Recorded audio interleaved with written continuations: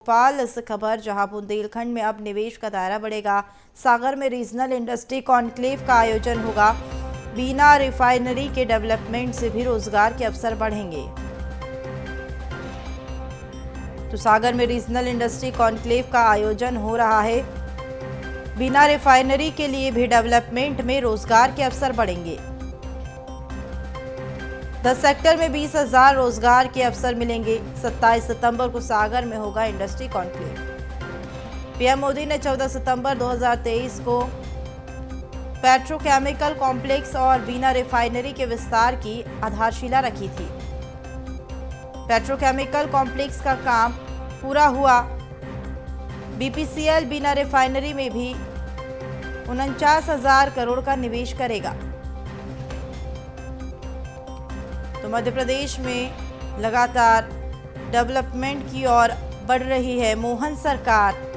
अब 10 सेक्टर में 20,000 रोजगार के अवसर प्राप्त होंगे। रीजनल इंडस्ट्री कॉन्क्लेव का आयोजन सागर में होगा। बुंदेलखंड में भी निवेश का दायरा बढ़ेगा। बिना रिफाइनरी के डेवलपमेंट से भी रोजगार के अवसर बढ़ेंगे।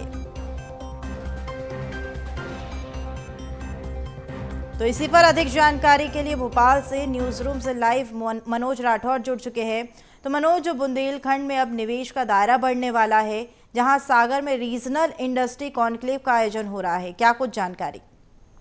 जी बिल्कुल, लगातार जो है रीजनल कॉन्क्लेव जो सरकार के द्वारा किए जा रहे हैं। इससे पहले ग्वालियर, इंदौर, जबलपुर में रीजनल कॉन्क्लेव आयोजित किए जा चुके हैं। अब सागर में जो है बुंदेलखंड के विकास को गति देने के लिए रीजनल कॉन्क्लेव आयोजित किया जा रहा है, क्योंकि जो प्रस्ताव अभी तक इस कॉन्क्लेव के लिए आए हैं उसके तहत बिना रिफाइनरी पर भी जो है फोकस है। और यही सबसे बड़ा कारण है कि इसमें निवेश के लिए लगातार जो है वो करोड़ों के जो प्रोजेक्ट हैं, प्रस्ताव जो हैं वो यहाँ पर पहुँचे हैं। हालांकि 20 ऐसे सेक्टर हैं जहाँ पे डेवलपमेंट का काम किया जाएगा, वहाँ पर भी निवेशकों ने अपनी रुचि जताई। और 20,000 से ज़्यादा जो युवा हैं उनको रोज़गार भी इस कॉन्क्लेव के बाद आने वाले समय में मिलेगा, क्योंकि मध्य प्रदेश में रीजन के हिसाब से जो कॉन्क्लेव है निवेशकों के लिए ख़ास तौर से किए जा रहे हैं, क्योंकि फरवरी में जीआईएस की जो है वो यहाँ पर होनी है, ग्लोबल इन्वेस्टर समिट